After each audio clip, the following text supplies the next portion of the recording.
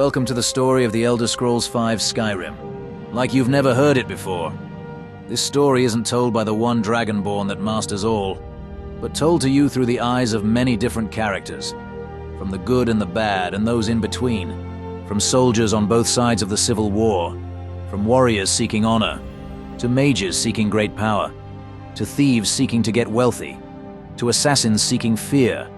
And those who are cursed children of the night seeking justice. And those who were simply in the wrong place at the right time. Welcome to the story of the Elder Scrolls Skyrim, told to you by all of us that take part in it. We hope you enjoy.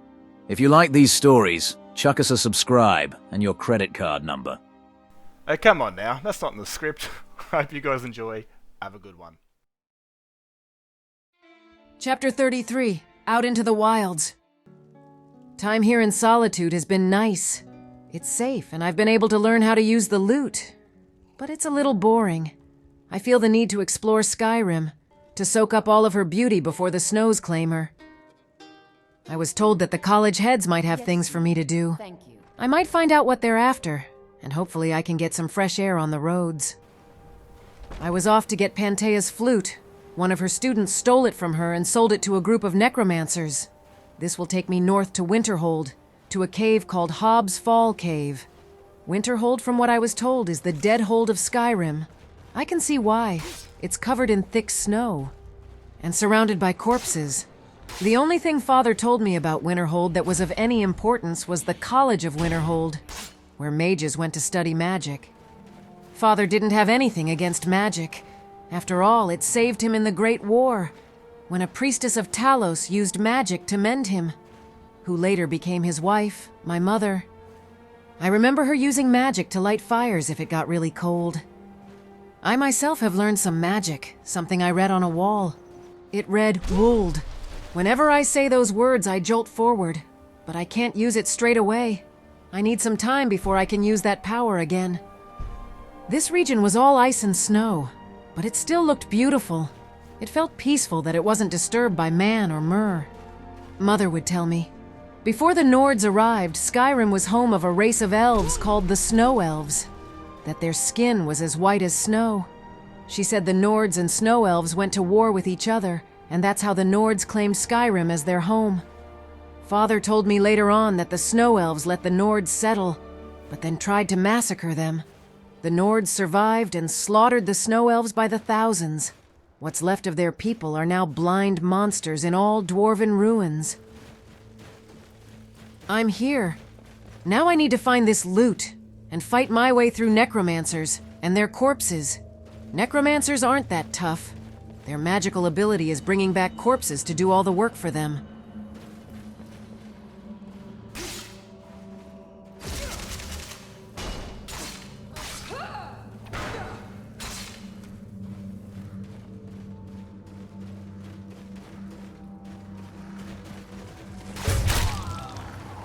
The foulest of magic. Those that bring back the dead should never be allowed to live. They're just as bad as vampires. The place was filled with corpses, and very few of their masters.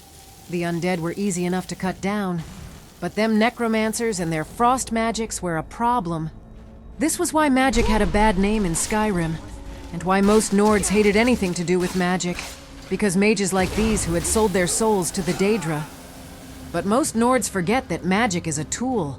Mother used to say, magic is like anything else in your hands. It's a tool. You can use it to fix things, or use it to ruin things. It's not good or bad, it's the person using it. These are the sorts of people, the sorts of mages that need to be stopped.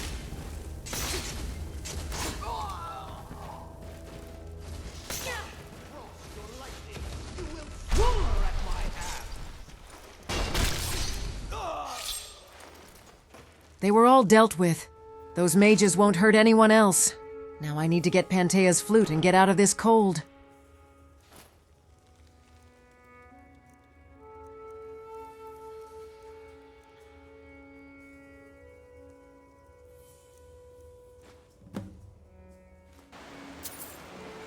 The next item I was after was Finn's lute.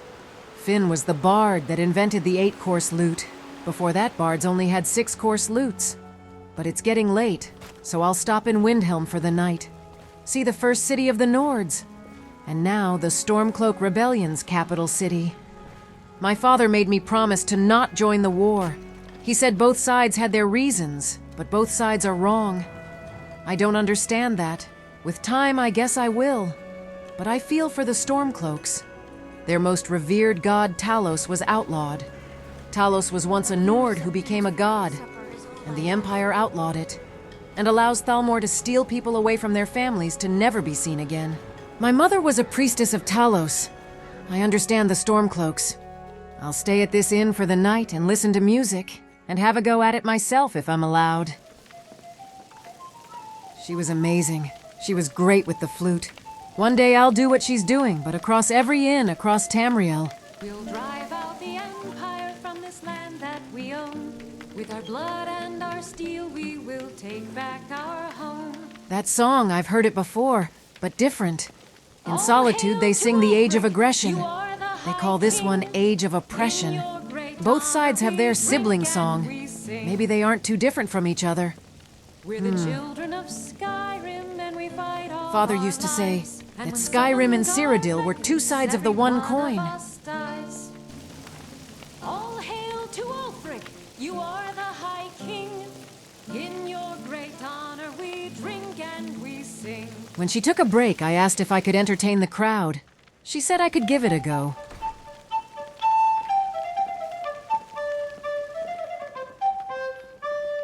Oh, splendid, just splendid.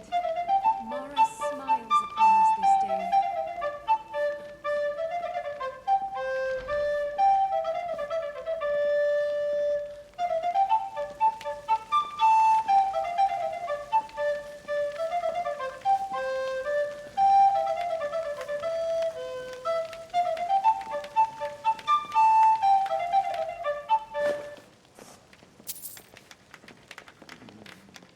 They really enjoyed my performance. I even earned a little gold. After the night was done, it was time to sleep. I got some traveling to do tomorrow. Before I head off, I'll explore a little of this city. Luafin the Bard told me not to travel around Windhelm at night with the murders, or travel around the Grey Quarter since I was a Nord. Some of the Dark Elves have grown to resent Nords due to their harsh treatment from the Nords of Windhelm. This place doesn't sound too great. Murders and resentment and racism. But I'll see for myself tomorrow. The oldest city of humankind. Father told me that Ysgramor and his companions built Windhelm after they had defeated the Snow Elves. Father said he built the city there so he could watch over his son Ingol, who had died at sea to a vicious storm returning to Skyrim to avenge his people. All the kings of Windhelm since Ysgramor himself are carved on this wall. I wonder if Ulfric will get here. Will he even fit? The call for freedom. The call for independence. I'd like to think we'd do good on our own, with a Nordic king leading Skyrim. But Skyrim has been part of the Empire for 1,000 years. Going to war over a god seems like a waste of life. The Empire said the worship of Talos was illegal. But nothing is stopping us from worshipping Talos in our hearts. I was told that there'd be a fight in the Bloodworks tomorrow. Some arena. That they have some grand Imperial prisoner of war who fights in there daily. I was told that there'd be a fight in the Bloodworks. Luafin said they have some prisoner of war fighting there daily. That she was a great warrior for the Empire.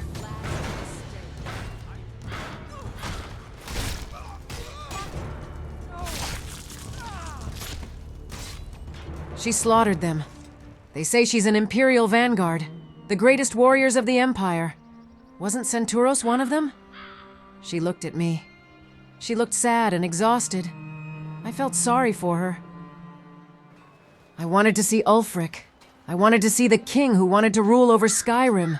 See what kind of man he was. Father said he was too hot-headed, too eager to act before thinking. They took my weapons when I entered the Palace of Kings. I'd like to hear Ulfric on why he lit Skyrim on fire with civil war. Why the roads are filled with crows eating both Nord and Imperial dead. Yes, make it quick. I'm a busy man. Not entirely true, though not entirely false either. Any Nord can learn the way of the voice by studying with the Greybeards, given enough ambition and dedication. My shouting tore it to the ground, proved he had neither. However, it was my sword piercing his heart that killed him.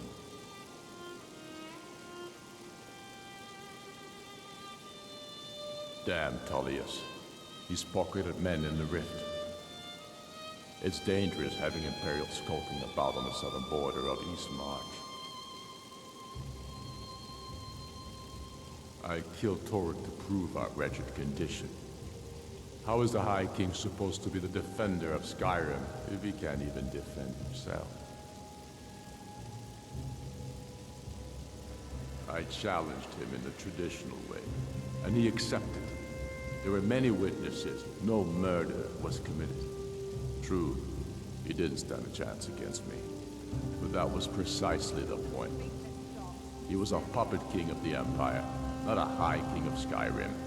His father before him, perhaps, but not Tonraq. He was too privileged and too foolish, more interested in entertaining his queen than ruling his country. Keep your brother, he'll keep you. He challenged the High King? That wasn't a murder, but for what it's all caused. Thousands have died already, and many more will follow. Is it really worth upsetting the Empire and going to war with them? There are many Nords in Skyrim that are loyal to the Empire. By the time this war's done, there won't be any Nords to rule over. I'll now set off to Stony Creek Cave to get this Finn's loot. Then I might head into the Rift on the way back to Solitude. It's kind of funny how I'm now on the very roads my father used to travel for work. It's like he's still out here earning gold for his family. A piece of him feels alive when I'm out here. Makes me feel like I could walk back home and see me and Lysra playing the lute and flute while Mother and Father cheer us on. What I would do to go back there, to be hugged by Mother, to have Father smile at us. Ah, the open roads, they just bring out my thoughts. Up until you smell the blood or the decay of dead soldiers on the roads.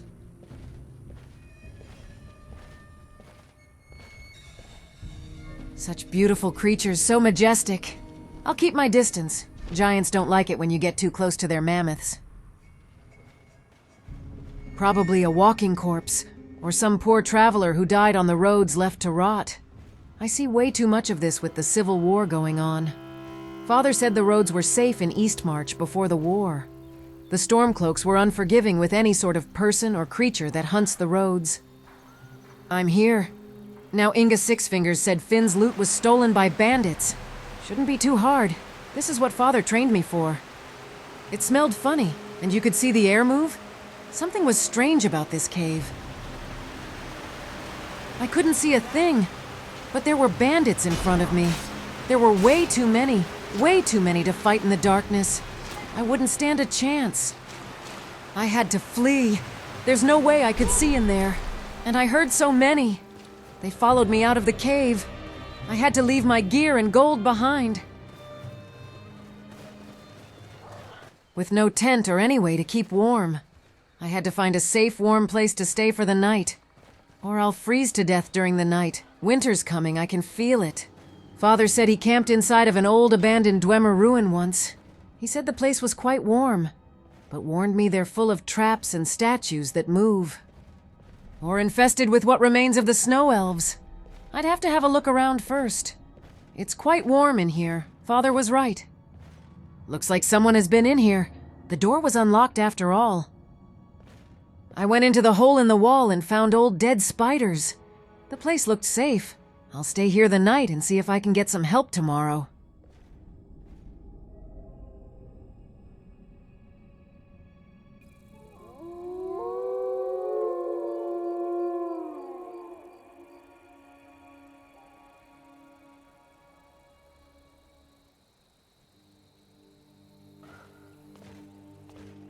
Gods, I feel so stiff. My body hurts. Why was everything made of metal and stone? I'll head to Riften and see if I can get any help. I'm going to have to pay for it, no doubt. Those were bandits. That's what the Stormcloaks did before the war. They cleaned out the east of the unsavory types. Father said once the Empire left them to the wolves, the east became the bear, and wolves stand no chance against a bear. Were those vampires? Out in the sunlight? What were they fighting? Were those Reeklings? There's been so many vampire attacks during the day. It's unnatural. With winter coming and the sun being hidden by blizzards, something bad is coming. Something to do with these abominations.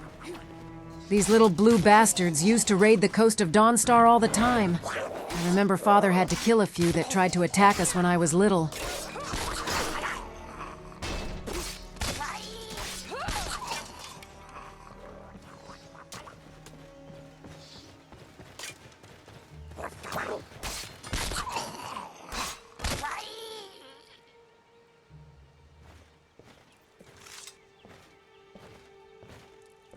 They were vampires, but they also looked like bandits? Were vampires turning bandits and creating some sort of army?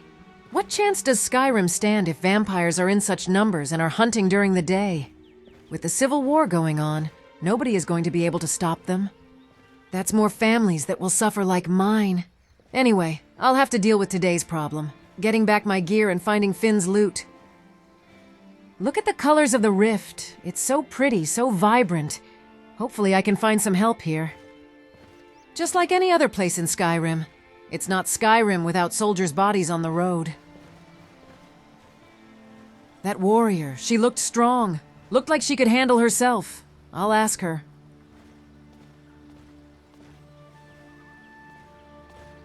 I asked her for help. Once I told her with what, she backed off a little. I then offered to split half of my gold with her. But if we kill the bandits, they'll have more. She agreed. Seems gold can make people do anything, even throw their lives away. Back here again. Either we die or we kill everyone in there who's blocking my gear and Finn's loot.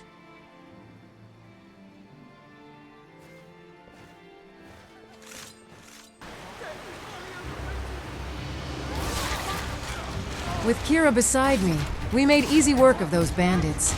She knew how to fight. She was quite impressive.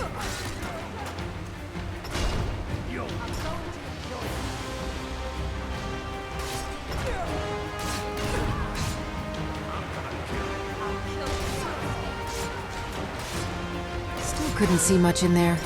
I just made sure I didn't swing at someone with a winged helmet.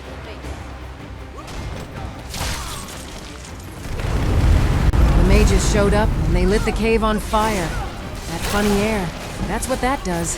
It can cause fires.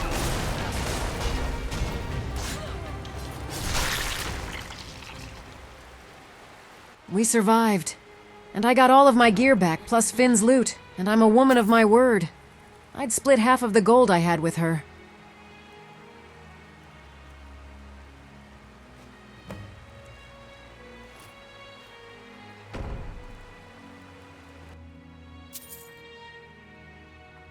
She said we should head back to Riften and celebrate this battle won.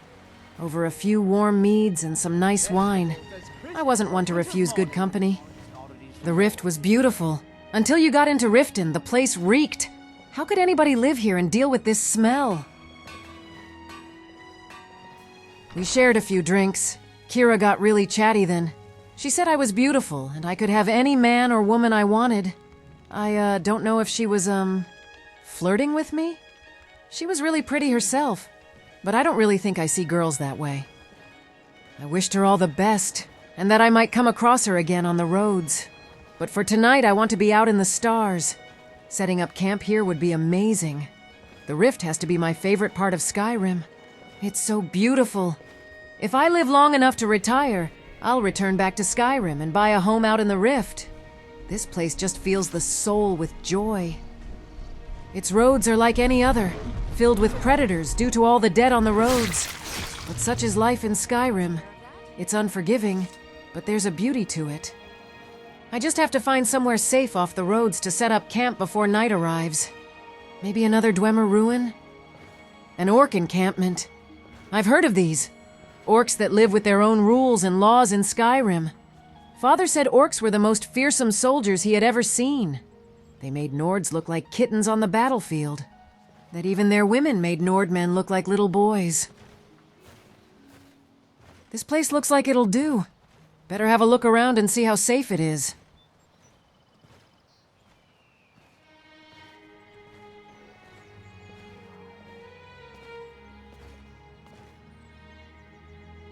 Up here is where I'll set up camp. I'll just have to remove that mountain lion first.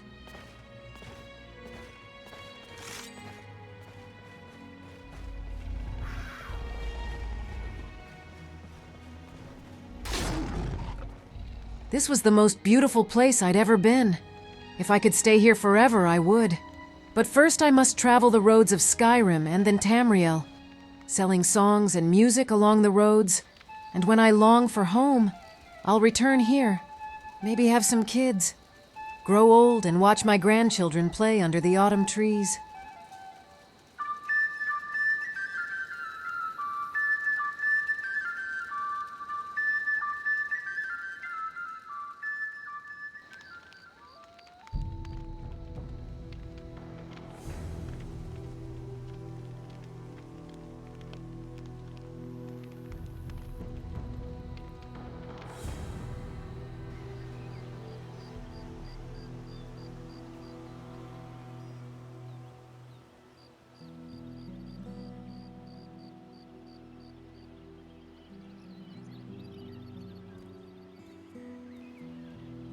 Do I really need to leave this beautiful place?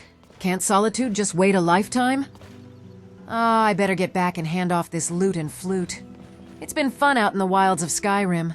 I'm never more alive when I'm out here risking it all to see what Skyrim has to offer. The golden hills and plains of Whiterun. It's a beautiful place. It's freeing, but nothing to the beauty of the Rift. Hopefully I'm back there soon. And hopefully this war ends soon, so soldiers can patrol the roads, not litter it with their dead. This adventure has been great. No weird feelings, no dreams or glowy carvings calling out to me, and no nightmares of dragons. This has been nice. Maybe all that was just the change of life getting to me, the not knowing where the roads would take me. But this is my path, to travel the world and see all of her beauty, to sing songs of the stories I'll create, to one day sit around a campfire with wrinkles all over my body, telling stories to the young'uns to inspire them. Ah, but a girl can dream. I could die tomorrow. I better get back inside with all these vampire attacks. It's not really safe anymore, not even during the day. I hope for more adventures like this soon. I also hope that these vampires are just chance. But I feel something dark is coming, and if it does, I hope Skyrim can band together to fight off this darkness, and if called, I'll join that fight. But until then, I'll stay here and improve my bard skills. I just hope I'm wrong about all of this.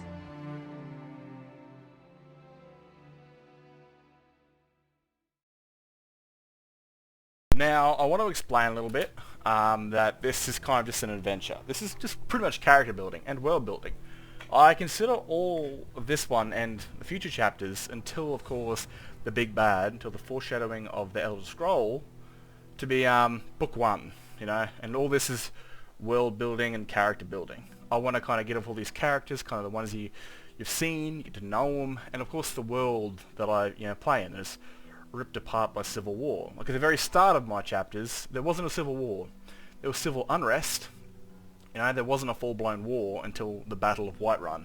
Then the war properly started. But there was definitely conflict between then, you know, like small little skirmishes happening, small little armies fighting, killing each other. Nothing serious though, just disagreeable circumstances. But all this is pretty much, you know, book one. And even this chapter is this is my Dragonborn. This is the one that will, you know, be the character of the Elder Scroll. But before she becomes a Dragonborn, I want a character builder, pretty much, you know. It's Elder Scrolls games, they focus way too much on destiny. What I'm seeking to do here is add a bit more personality to it. One of the greatest actual side quests that is actually probably Rigmore of Skyrim. I think that's as far as I got. Never played Cyrodiil or an update called Tamriel. The Dragonborn needs some personality, you know. It's too, like, you play a blank slate that stares off into oblivion and just doesn't head track anybody. With mods, of course, that also helps, but like, I wanted to give the Dragonborn her own character, you know, before she becomes a Dragonborn. What is she known for beforehand? What are her dreams? What are her hopes? And all that. She's not just the Dragonborn. It's Ragni. It's the person behind the Call to Fate. And that's kind of what I'm trying to do with this one. I've had a couple chapters with a backstory, a bit more exploration, but also, like I said, travelling around a bit. Her dream is to travel around Skyrim. My eyes glued to her ass. Travel around Skyrim. This is somewhat what she's doing. She wants to travel around, and she wants to leave the college when she thinks she's properly ready, and do this for her job. Winter's coming very soon, so she doesn't have all the time to do that, so she's doing it now to kind of explore, and she gets the chance to kind of use the flute in the inn and earn a bit of gold.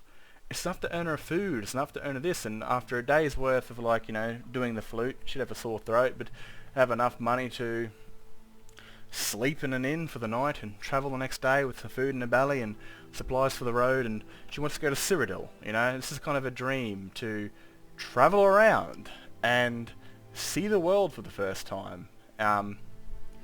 You know, she's young and she just wants to explore. She's like a lot of young girls in modern day and age. They want to, you know, leave high school, go to university somewhere far and travel around the world, and I kind of want that with her innocence, sort of like she's fresh to the world. She's somewhat innocent, and that's kind of the way I want to start her. I don't want her to just, like, you know, start this mighty, powerful Dragonborn. We'll get there, but for now, we're going to meet Ragni and meet who she is before she becomes, well, pretty much a walking god.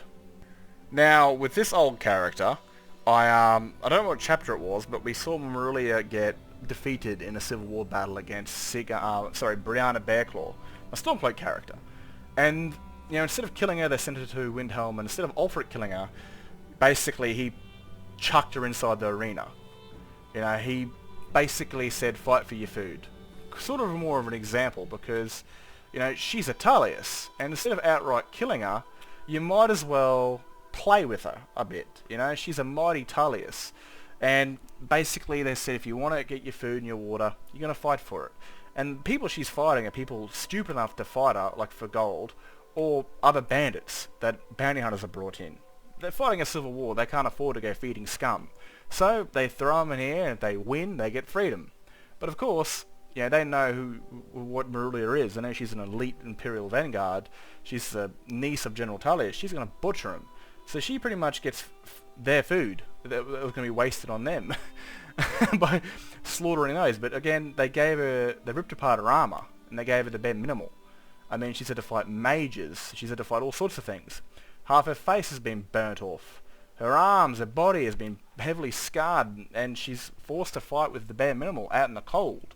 Windhelm's a very cold city, and so they've exposed her thighs and her arms and her face to the freezing cold of Windhelm.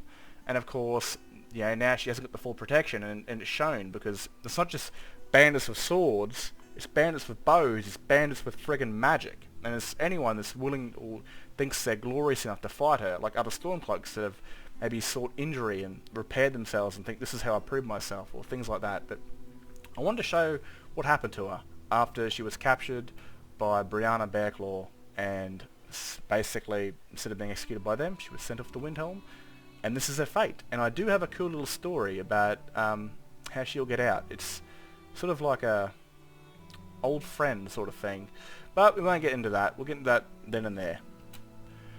Now, I've talked about my Dragonborn in the past, about how she's, like, you know, at the end of her story, she's going to be able to fight multiple dragons at once. She's going to be a walking god. She's going to be an absolute beast. But during this time, she's, you know, she can't fight those bandits. I would have died if I stayed there.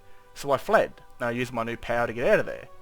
I kind of want to show off is that she can definitely handle herself. You know, if she fights 3 or 4 or 5 bandits, maybe she could survive, but maybe not against 5. But this is the case that she's running, because she's not going to stand a chance against those guys. She can't hold her ground against 5 or more opponents, especially in the dark. So she had to flee. Now this is, I just naturally found this place. I want the story to kind of write itself sometimes. And we've been here before with Minerva during the Therium Forge questline, during that chapter. Really early chapter, like chapter 4 or something, where she came in here and retrieved the Therian shard from this very pedestal. And she did that probably in the Skyrim timeline like a year ago. I think during the year either 200 or the year 199.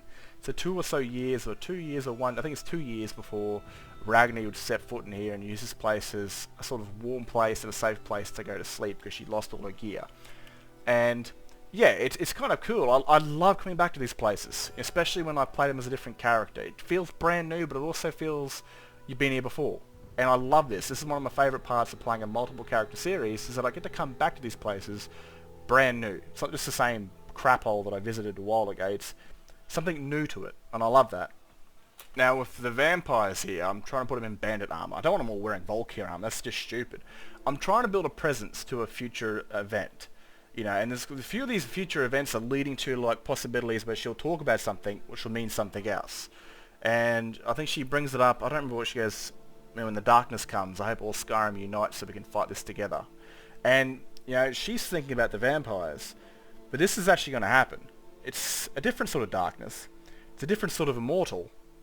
And, yeah, it's kind of like she's foreshadowing certain events that aren't the events she's thinking about. But with these vampires, I'm trying to build a presence that these guys are attacking out during the day. Like, the morning, the day, it doesn't matter. There's so many of them. Now they can risk the daylight because there's so bloody many of them. Even though they got their asses handled on by Reeklings.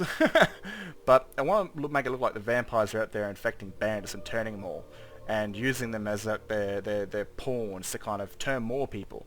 So when when Harkon's ready, he'll start the Dawn Guard, you know, sort of thing where he wants to blacken the sun. This is preparation for him to take the sun, have a vampire army at his disposal, whatever kind of breed they are, to use them to further his end, and maybe if he succeeded, he'd wipe out all the illegitimate vampires or whatever. But that's kind of what I'm to do with that. I'm trying to build up to a dark event with winter coming, where certain creatures with fangs will come out to play. Now this, I was looking for, like, I was playing the story where she was, she needed help, and this was her this was the chick on the road. This is Kyra, she's a Redguard. Man, the best CB body I've ever made, I swear to God. But I like to create characters and give them random meshed up armors, and this is one of them. And I thought, I'll give it a go with her, I'll see if we survive. I almost died in this one. Like, I almost died, man. I'm lucky I had that mage perk, like restoration perk, where you almost die and you're granted like 200 points of health. Or I would have died and had to redo a different scene. But yeah, she's a very beautiful Redguard. I don't think I showed her face off, unfortunately, but yeah. So there's something I want to bring up here, and it's a conversation that she has kind of in the moment of her life before it all goes, you know, crazy with the Elder Scroll. But let's listen to what she's got to say again, and I'll discuss a bit more of it after that. We shared a few drinks. Kira got really chatty then. She said I was beautiful, and I could have any man or woman I wanted. I don't know if she was, flirting with me? She was really pretty herself, but I don't really think I see girls that way. Now, that right there, I was inspired from this person that I know. She's an American girl. I don't think she watches my channel. If she does, it's gonna be weird. I've shared it on my channel before. But I asked her because she was married to a woman, right? And I met her on like a Facebook group for like Legends of Korra. And she was married to a woman, and I asked kind of, you know, how that came to be. And I was like, did you like girls beforehand? She's like, no, I didn't like girls until her. It's when I met her and I fell in love, and it was just her. And they've been split up since, and she's found a man that loves her. But yeah, she told me that she had no idea she'd attraction to girls until this one woman basically, you know, opened her eyes. And it's kind of the sort of thing that's going to happen with Ragni. She's not attracted to women. She's only had one person so far, and that was Senturos. She doesn't see women in a sort of romantic or sexual way. But with her favourite DLC character down the road, and her being the last Dragonborn, you know, having a bloke in there might make another Dragonborn, and Bethesda are very picky with their words, as in, she's no doubt going to be the very last Dragonborn in the Elder Scrolls series, from Skyrim's point future on any sort of Elder Scrolls game. So I believe she'll be the last. So, you know, she's going to fall for a certain character. It's not because of attraction, it's more because of bonding. It's more because of the fighting, the battle bond, and it's sort of enemies to lovers, very much like Senturos. It's, you know, it's that one person that you've gone through hell and back with, the one person you hated their guts of, but you got to know them that they weren't the person you thought they were. And they've helped you, and you've helped them, and you've saved each other's lives more times than one. And it sort of creates a bond that you never knew you were possible of. Now, I've even read stories like this in World War One, where back then being gay was like the fucking worst thing ever. But dudes that were straight as fuck, they had wives, they had children, they had no affinity for blokes whatsoever, but they went through hell and back with each other, and it's such a thick bond that instead of going with Brotherhood, they kind of went into a little bit above that, and they kind of became soulmates. Like, it sounds quite strange, and man, like, yeah, I can't understand that, because at the same time, I'm a straight dude, man. Like, I do not want to see wieners. That's why I prefer the girls on girls. And, you know, like, is it because I'm a closet gay? I fucking hope not. But, like, yeah, I don't like, yuck. Just, you know, I remember this thing as a kid. It was a movie called Dinosaurs. It was a work of art for its time. And this Triceratops goes, what's worse than one Carnotaur? Two Carnotaurs. And then I got a little bit older, and I was like, what's better than one girl? Two girls. So, she's destined to be the last Dragonborn. And with that, I want to make sure practically she's the last Dragonborn, because she meets a person who's a man, falls in love with him. She's not going to be the last Dragonborn. But her relationship will be caused from a bond. And that's kind of how I want to go with it. So, it's kind of inspiration from that chick from America. That she didn't know she liked someone until that someone changed her life. Anyway, we'll get back to the bits. Now, when I play characters, I try to play in their shoes. I don't play through my respective. You know, I want to play as that character that I've created. And I've got to say, sometimes my sort of likes for this game bleed into these characters, like the Rift. Rift during autumn, since I use Seasons of Skyrim, is the most beautiful place in all of Skyrim. And since she's kind of this young, eager Nord that loves beautiful colours and all that sort of stuff, she loved it too. Because, again, some of my, you know, like, normally when I play games, right, I play, that character is my avatar. They are my instrument in this game. They do what I would do in that situation. That's the way Senturos was. That's the name of the YouTube channel. It's not the name of the character they made. It's the name of the character that I made for me. And even in this story, this multiple character story, he has become his very own character, which is awesome. He went from being my instrument, my weapon, my avatar, to becoming his very own character, to becoming something different that, you know, started off as just an instrument of me playing the way that I wish I was in Elder Scrolls Online as my favourite race, and joining the faction that I like the most, and doing the things that I would do. But now, like I said, he's his own character. And the same thing with Ragni. When I jump into her, I want to play as her, this young, innocent, explorable Nord that hasn't, you know, that's just exploring life, that has these dreams, these wants, and she's, you know, fresh into those dreams, and she sees her future, and she's, you know, she's exploring the world, and that's the way that I feel when I play as her. I want to be in her shoes. I don't want to have her as my instrument. I want her to be a very own character, their own sort of personality of the world. And this is what this is all about. It's character building. It's world building. This is still book one. But I feel something dark is coming. And if it does, I hope Skyrim can band together to fight off this darkness. And if called, I'll join that fight. Now that is, you know, she's obviously thinking about the vampires, which will eventually be the Harkon mess, the Volkir clan sort of thing. But, you know, this is kind of foreshadowing something different. She will be called. She will fight her darkness. It will unite Skyrim. You know, this is sort of things that she's thinking about vampires, but something different will happen. We all know what it is. You know, a lot of us have played Skyrim for a long time, but I kind of wanted to foreshadow what's going to happen, but through a different thought process. Because when I'm playing this game, I like to play as a character.